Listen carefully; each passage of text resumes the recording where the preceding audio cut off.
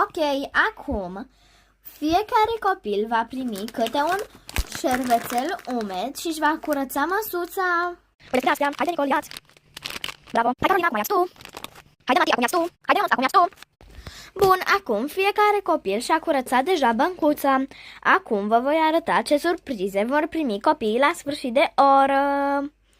La sfârșit de oră, astăzi vor primi squishy.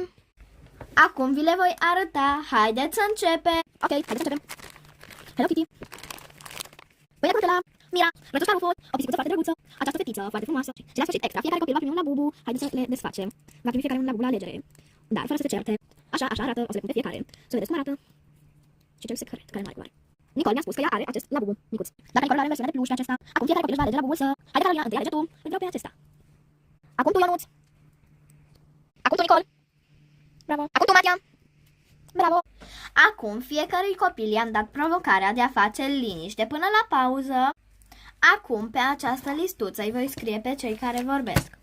Să-mi iau stiloul din penar și să încep să-i scriu.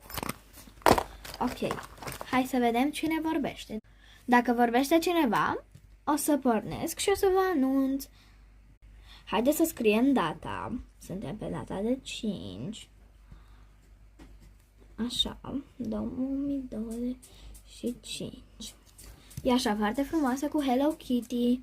Și vom scrie. Să vedem cine vorbește. Deci, Ionuț a vorbit. Ok, acum a vorbit și Nicol. Nu se întâmplă nimic dacă vorbesc acum. S-a terminat ora, doar ei doi au vorbit. Acum, fiecare copil îi voi da un squishy. Haide, Matia, alegeți. Ales pâinea cu Nutella. Și restate alegem. Acum tu, Carolina, alegeți. Haide, Ionuț, acum alegeți tu. Haide, Nicol, acum alegeți tu. Foarte frumos. Pa, ne vedem mâine cum vom face ora de matematică cu copii.